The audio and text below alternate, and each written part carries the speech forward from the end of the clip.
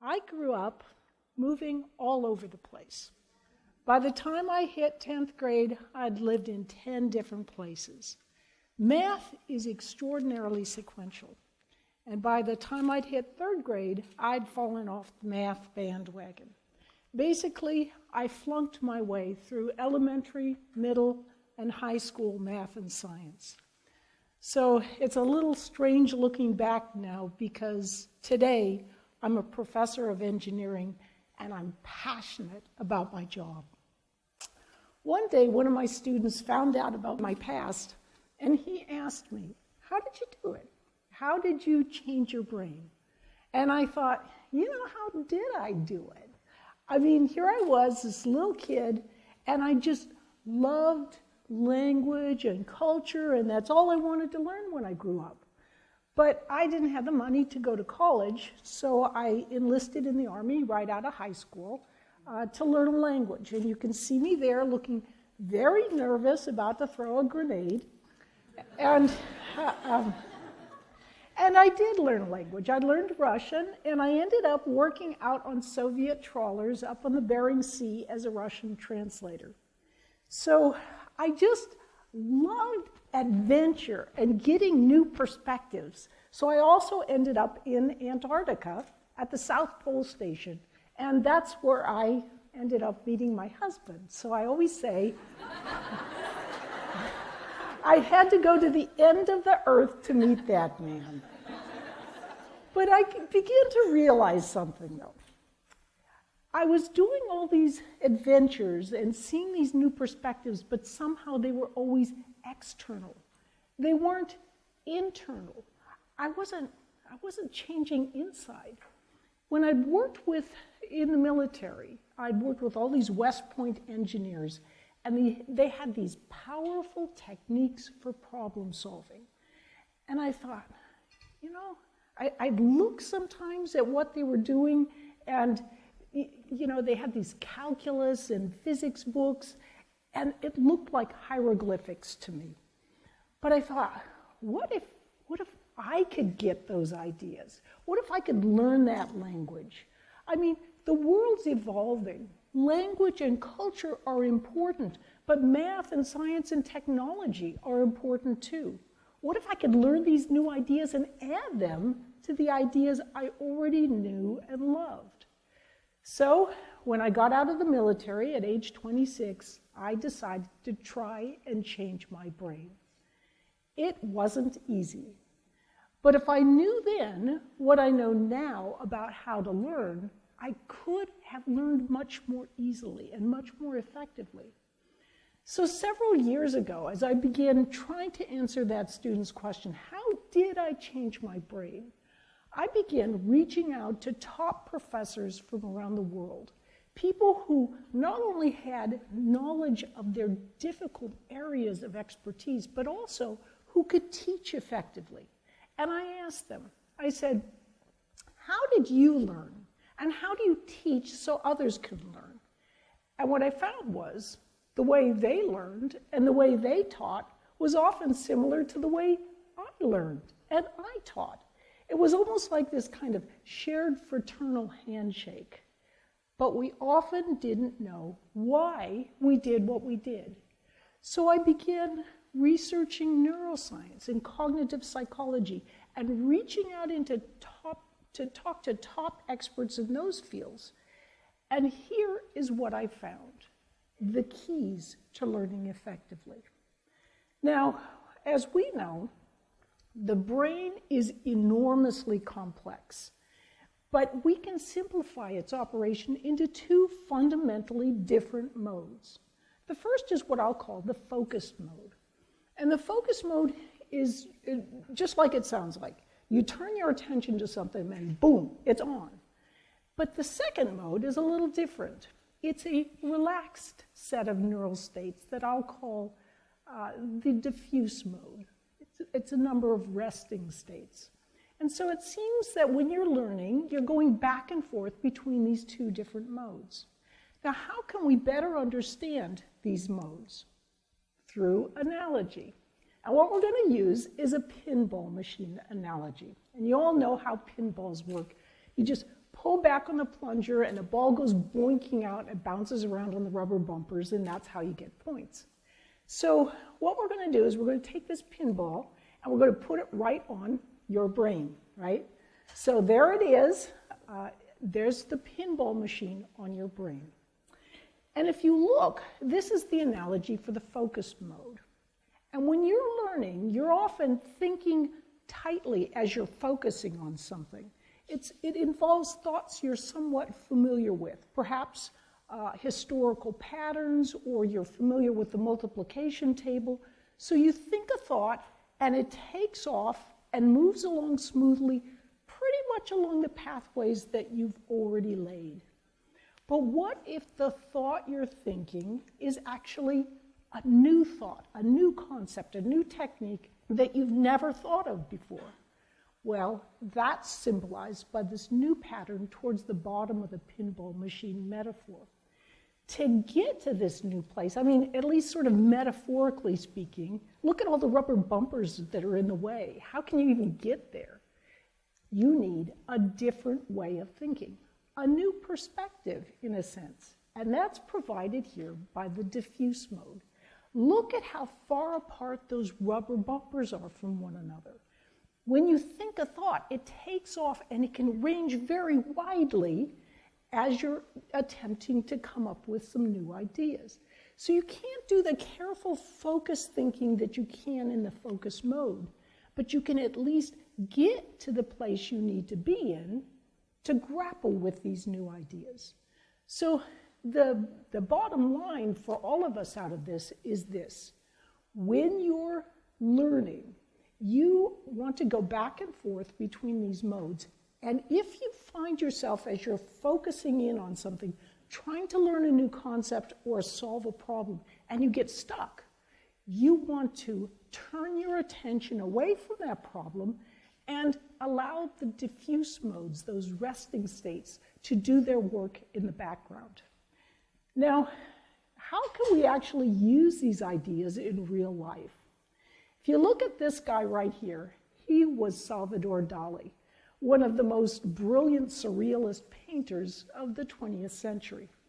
Dali was the very definition of a wild and crazy guy. You can see him there. He's got his pet ocelot, Babu. And what Dali used to do when he was kind of stuck as he was solving some problem related to his painting was he'd sit down and he'd relax in a chair and he'd have keys in his hands. And he'd hold those keys and he'd relax and kind of let his brain noodling away. And just as he'd relax so much that he'd fall asleep, the keys would fall from his hands, the clatter would wake him up, and off he'd go. He'd take those ideas from the diffuse mode over to the focus mode, where he could work with them, refine them, and use them for his painting. So you might think, well, that's great. You know, that's good for an artist. But I'm an engineer, so how can I use these ideas? Well, if you see this guy right here, he was Thomas Edison, one of the most brilliant inventors in history. And what Edison used to like to do, at least according to legend, he'd sit in a chair with ball bearings in his hand, and he'd relax away, kind of thinking about a problem loosely that he was trying to solve related to his inventions, relaxing, and then just as he'd fall asleep, the ball bearings would fall from his hands, and off he'd go. He'd be woken up, and he'd take those ideas from the diffuse mode back into the focus mode, and he'd use them to refine and finish his inventions. So the bottom line for all of us out of this is this. Whenever you're sitting down to solve a new problem or analyze a new idea, even if millions of other people have thought the same thoughts or solved the same problems, for you, it's just as creative as it was for famous people like Dali and Edison. And you want to use some of these creative approaches. So, but you might say to me, well, yeah, I've got a problem though. You know, I love to procrastinate. I mean, this back and forth stuff is great, but I don't have time. I cram at the last minute, and that's just me. So let's talk just a little bit about procrastination. What seems to happen when you procrastinate is this. You look at something you'd really rather not do, and you actually feel a physical pain in the part of your brain that analyzes pain. So there's two ways that you can handle this. The first way is you can just kind of keep working away through it. And research has shown that within a few minutes, it actually will disappear. But the second way is you just turn your attention away, and guess what? You feel better, right away. So you do this once, you do this twice, it's just not that big a deal. But you do this very often, and it's actually like an addiction. It can really cause problems in how you lead your life. So how can you handle it? A very simple way, using the Pomodoro technique. The Pomodoro technique, as it turns out, all you need to do is you get a timer. Any timer will do. And then you just take it and set it for 25 minutes and make sure everything else is turned off. So no instant messages, nothing like that. And you work with focused attention for 25 minutes. Anybody can do 25 minutes, virtually anyone. And when you're done, you do something fun. Just a little bit, a few minutes of relaxed fun. What this seems to do is this. You are enhancing, you're practicing in some sense, your ability to have focused attention. And you're also practicing your ability to relax a little bit. And now you understand that relaxation is also an important part of the learning process. There's things going on in the background. The only thing is this. When you do the Pomodoro, you want to make sure that you don't sit there and say, I'm going to do my entire homework set in this 25 minutes. No. You just sit and say, I'm going to work with focused attention for 25 minutes. And that's the key. Now, students sometimes make the mistake of thinking that some of their absolute best traits are their worst traits. So what do I mean by this? Let's take the idea of memory. Let's say that you have a poor working memory. You can't seem to hold things in mind very well. You know, you'll watch these other students and they're able to grasp all these ideas and kind of manipulate them, but you can't. Well, what this means is, surprisingly, you are more creative. Because you can't hold these ideas in mind so tightly, other ideas are often creeping in. If you have problems with attention, you're always kind of diverting off into some other idea, it's similar. You are often more creative because these new ideas are slipping in instead. So there's another thing, and that's slow thinking. Some students compare themselves to other students and say, you know, I'm really slow by comparison. I mean, these other students, they're like race car drivers. They go past me so fast. But think of yourself as a hiker. Yes, a race car driver gets there much faster than you ever can. But a hiker has a completely different experience. A hiker can smell the pine air. They can reach out, touch the leaves. They see the rabbit trails. In many ways, your experiences are deeper and more profound, and you don't jump to conclusions. So if you're a slower thinker, yes, you may have to work harder in order to grasp the materials. But the trade-offs, in many cases, are well worth it. You gain solid mastery of what you're studying. So there is something called illusions of competence in learning. And what this means is you can study all day long and you can be spinning your wheels because you're not using effective study techniques. There is such a thing as test anxiety, but in many cases, surprisingly many, it arises because you've just come face to face with the scary bear. And that is that you have just learned that you are not a master of the material. Researchers with both critters and people are finding powerful insights into how we can learn most effectively. One of those ways is simply through exercise. exercise within a matter of a few days can increase our ability to both learn and to remember. And researchers are beginning to understand the neurophysiological pathways that allow this to occur. Tests. Tests are the best. Test yourself all the time. Give yourself little mini tests. Make flashcards, even in math and science. Mix them up. Study them in different places. And this brings me to homework. When you do a homework problem, never just work it once and put it away. Would you ever sing a song once and think you knew that song? No. Test yourself. Work that homework problem several times over several days until the solution flows like a song from your mind. Recall. When you're looking at a page as you're trying to learn something in a book, people's tendency is to highlight, right? There's something about the motion of the pen on the page that makes you think that it's actually going into your brain, but it often isn't.